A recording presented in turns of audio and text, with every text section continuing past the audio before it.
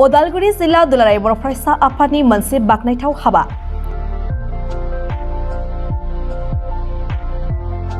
बर' बिजों फरायसालिफोरनि जेंनाफोरखौ लानानै उदालगुरि जिल्ला फरायसालि नायदिंगिरिनो गांसे गोसोखांलाइ गथायदों।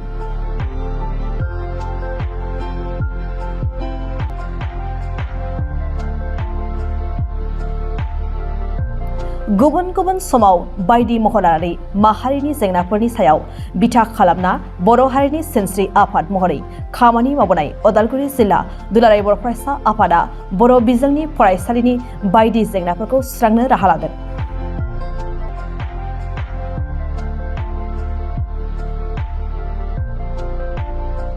दिनै उदालगुरि जिल्ला एबसुनि लेङाइ आफादगिरि धरणी बर' आरो गाहाय नेहाथारि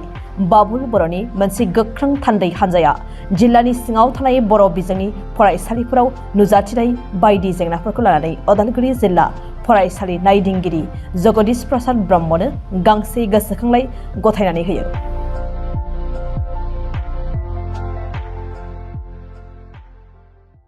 दुलाराय बर' फरायसा आफादनिफ्राय जे आइएस काम जे डिअ जगदीश प्रसाद ब्रह्म सार बिथांखौ जोङो दिनै जोंनि जिल्लायाव जोङो जिहेतु आइएस बिबानखौ लानानै बिथाङा जइन जाफैबाय, जों बिथांखौ जिल्ला एबसुनिफ्राय जोङो बरायदों आरो बेजों लोगोसे जोङो मोनसे गोसोखां बिलाइ मेम'रेन्डाम जों गथायदों दिनै जिल्ला एबसुनि मोनसे हान्जा फैनानै। दा बेयावहाय जोङो जे मेम'रेन्डामाव जोङो मोनथाम डिमान्डखौ लानानै बिथांनिसिम जोङो जोंनि गोसोखां बिलाइखौ जों गथायफैदों आरो बेयावहाय जोङो फार्स्टलि डिमान्ड हिसाबै जों होदों जे जोंनि बर' मिडियामनि जि फरायसालिफोर बे फरायसालिफोरनि जि फरायसाफोरनि जि लेखा बिजाब, दा बेयावहाय जोङो सम मथे लेखा बिजाबखौ जोङो मोनबोआखै, जायनि थाखाय जों मालाबा जों खुद्रिसारनाय हाबाफारि माहाबा जोङो राजा लामा जथेनानै जोङो खुद्रिसारनाय हाबाफारिखौ जों लाबोनो गोनां जादों। जोंखौ बा जोंनि बिजोंनि फरायसालिफोरखौ माने बिहारि नोजोरजों जों नायनायखौ जों नुबोदों। दा बेखायनो नैबे जिहेतु एडमिसननि प्रसेसा दायो दिनैनिफ्राय सोलिबाय जोङो मिथिनायाव, दा बेखायनो जाहाथे जोंनि बर' मिडियाम बा बर' फरायसाफ्रा जाहाथे लेखा बिजाबनिफ्राय बन्सित जानो गोनां जाया, थि मथे सम लेखा बिजाबखौ जों मोननो हायो, बेनि थाखाय जोङो सारनिसिम जोङो दिनै गोसोखां बिलाइ गथायदों आरो मिजिंथिदों बिथाङा जोंनि जि दाबि बा जोंनि जि दिनै जि आर'ज गथायनाय बिथाङा बेखौ एक्सेप्ट खालामदों आरो बिथाङा जोंनो मोनसे खोथा होदों जे फुल्लि माने टाइमलि लेखा बिजाबखौ बिथाङा होगोन होननानै जोंनो खोथा होदों। बेनि थाखाय जोङो मिजिंथिदों बा आसा फारिदों जोङो लेखा बिजाबखौ थि समाव जों मोनगोन। आरो बिनिफ्राय नैथि डिमान्ड हिसाबै जोङो बुंदों जे जोंनि बर' बिजोंनि बर' मिडियामनि जेसेबांखिनि एलपिनिफ्राय हाइ स्कुलसिम जेसेबां भेन्सार बर' मिडियामनि स्कुलफोर दङ बेयावबो फ्रि टेक्सट बुक डिस्ट्रिबिउसना जानांगौ, बेखौबो जोङो बेवहाय गोसोखां बिलाइयाव जोङो दाबि हिसाबै जों होदों। आरो बेनिफ्राय जोङो जेसेबांखिनि जोंनि जिल्लानि सिङाव थानाय बर' मिडियाम एलपि एमइ स्कुलफ्राव जेसेबांनाखि भेकेन्सि पस्टफोर दङ आरो सिंगोल टिचार बा जिर' टिचार जानानै दङ बेखौ खोब इमिडियेट सर्ट पिरियडनि गेजेरावनो माने टिचार एपइन्टमेन्ट खालामनानै होनांगौ, बेनि बेबस्थाखौ अफिसियेलि जि खामानि मावनांगौ बेखौ थाबैनो मावनांगौ होननानै जोङो मोनसे दाबि होदों। आरो बेखौबो बिथाङा जोंनो मोनसे पजिटिभ रेसपन्स होदों जे खोब उइथिन सर्ट पिरियडनि गेजेरावनो टेट रिक्रुइटमेन्टनि गेजेरजोंनो बे सिंगोल टिचार बा जिर' टिचार स्कुलफ्राव टिचार एपइन्टमेन्ट खालामनो हागोन, बे खोथाखौ जोंनो बिथाङा स्पष्टयै जोंनो फोरमायदों आरो जोंबो आसा फारिदों मिजिंथिदों जे जोङो खोब खम समनि गेजेरावनो जोङो फोरोंगिरि मोननो हागोन। उदालगुरि जिल्ला दुलाराय बर' फरायसा आफादा मिरु दुलाराय बर' फरायसा आफादनि बिथोन बायदि सोलोंथाइ बिथिंखौ बांसिनद्राय माने नोजोर होनानै खामानि मावगासिनो दङ, स्पेसियेलि बिटिआर सुक्ति जानायनि उनावहाय। दायो जोङो बांसिनै सोलोंथाइ बिथिं सामाजिक बिथिङाव जों माने गुरुत्त होगासिनो दङ आरो जिहेतु दायो माने 2024नि जि एकाडेमिक सेसन बियो एप्रिल दाननिफ्राय जागायनो थांगासिनो दङ। खिन्थु जोंनि बर' बिजोङा आगोलनिफ्रायनो जागायनायनिफ्राय 1963निफ्रायनो खोब सरकारजोंबो जुजिनानै गावजोंबो जुजिनानै गोबां खस्थ'जों दिनै मिडियामखौ लाना फैदों। दा बेखौ लाना फैनायाव दिनै समसिमबो जोंनि बे मिडियामनि जेंनाया बर' बिजोंनि जेंनाया कुनु बेला खम जानानै थाफैयाखै। दा बेखायनो दिनैनि समावहाय जोङो जेंना हिसाबै नुजादों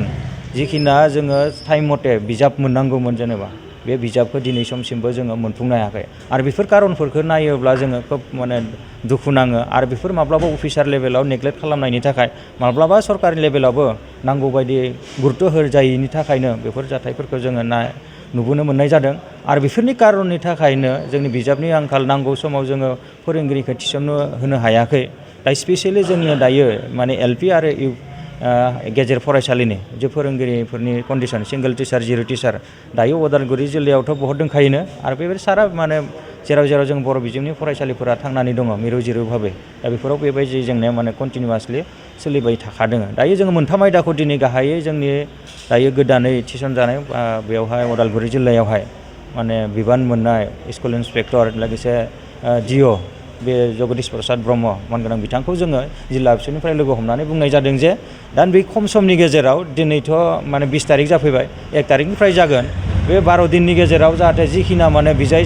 माने साप्लाय खालामनांगौ एलपि स्कुल एमइ स्कुलफोराव हरनांगौ दा बेखिनि मावफुंनायखौ जाहाथे बिथाङा मेजर बिबानाव थागोन दा बेखौ जुदि खम समनि गेजेराव जोङो मावफुंजानायखौ लुगैजादों आरो बेजों लोगोसे जिखिना भेन्सार स्कुल माने दिनैनिफ्राय 20-30 बोसोर गायसनजानाय गोबाव समनिफ्रायनो फोथांना लाखिबोदों सरकारनि जिखिना लिटारेसि रेट आसामनि सोलोंथाइ बिफाननि बे भेन्सार स्कुल बर' मिडियामानो बहुत माने दावखोगासिनो दङ आरो बेखायनो बेबायदि सरकारनि इडुकेसन माने बेबस्थाखौ माने गोख्रों खालामनायाव बर' बिजोङाबो गोख्रोङै बिफाव लाबोदों दा खिन्थु जोङो जिखिना सरकारि भाबै जोङो बिजाबनिफ्राय फोरोंगिरिनिफ्राय जोङो सम बायदि मोननो हास्थायबोदोंमोन बेखौ मोनबोनाय जायाखै बेनिखायनो बोसोरफ्रोमबो जोङो बेफोरखौ दाबि दावा खालामबोबाय थानाय जादों खिन्थु बोसोरफ्रोमबो जोङो बेबायदिनो माने समयसाखौ माने जोबबोनाय नुवाखै आरो दिनैबो बेखौनो जोङो मावनां खामानि हिसाबै जोंनि एबसुनियाव फैना फैबाय दा बेखौनो जोङो दिनै फिन रिमाइन्डार खालामनानै होदों आसा खालामदों बे खम समनि गेजेराव जिखिनि बिजाब जोङो नांगौ बेखौ जोङो मोनगोनखौ आसा खालामदों आरो जोंनि गार्जेन्सफोर बा जोंनि दिथागिरिफोर माने एसएमसिनि मेम्बार्स बिथांमोनाबो जाहाथे दायो माने बहुत फरायसा जोबलांनाय माथारा जोंनाव माने जेंना हिसाबै जाफैबाय थादों जाय गामियाव मा होनना बुंदों 100 घर दङ बेनिख्रुइ बांसिन दङ बे गामियाव दिनै 15 जन 20 जन स्टुडेन्टखौ मोननो हाला जोंनि दा बेखायनो जोङो कन्डिसनखौ नुनो मोननाय जादों दा बेखायनो सरकारा गोबां बेबस्था मोजां लादों जिहेतु फैबाय थानाय समावहाय सोलोंथाइ बिथिंखौ गोख्रों खालामनो थाखाय दा बेफोरखौबो जोङो गुरुत्त' होनानै जोंनि गार्जेन्सफोरा जोंनि बिमा बिफा बिथांमोनाबो गावनि गामियाव थानाय एलपि स्कुलावनो जाहाथे गावनि गथ'फोरखौ माने एडमिसन होनानै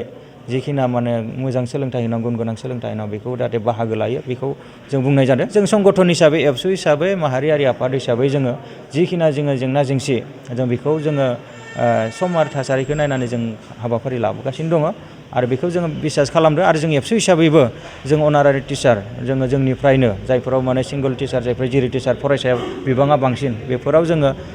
एबसुआ मा होनना बुंदों फोरोंगिरि थिसनदों 2-3 हाजार होनानैब्लाबो जेब्लासिम माने सरकारा फोरोंगिरि थिसना अब्लासिम जोङो बेखौ मावफुंलांबाय थागोन होननानै जों बिसास होदों आरो बे हिसाबैनो दायो जथेस्थ' मा होनना बुंदों फोरोंगिरिनि माने सर्टेजआबो खम जादों खिन्थु जोंनि लुगैनाया पार्मानेन्टलि खम समनि गेजेराव माने सरकारा बे एलपि आरो माने एमइ फरायसालिनि जि भेकेन्ट जानानै थानाय माने पस्टफोर बेखौ फिल आप खालामनांगौ जों आसा खालामदों बे एमपि इलेक्सननि उनावनो बेखौ जाहाथे माने एपइन्टमेन्टखौ होगोन बेखौ आसा खालामदों आरो जोबनायाव बयबो रायजो राजा जोंनि बर' माहारिनि जोंनि दल संगठन बा जोंनि एबसुजों लोगोसे गासैबो जाहाथे गोख्रों बार बिफाव लानानै जिखिना जेंना जेंसि दायो नुजाथिदों बर' मिजिंनि सायाव बेखौ जाहाथे बयबो बाहागो लायो आरो जोंनि आइ आफा रायजो राजा बिथांमोनखौबो जोङो एबसुनि जानानै गुरै खावलायहरदों जाहाथे बे बयबो बेबायदि जेंनाखौ जोङो मावफुंनायाव जाहाथे जों खौसे खामानि मावनो हायो बेखौनो आसा खालामनो हायो जों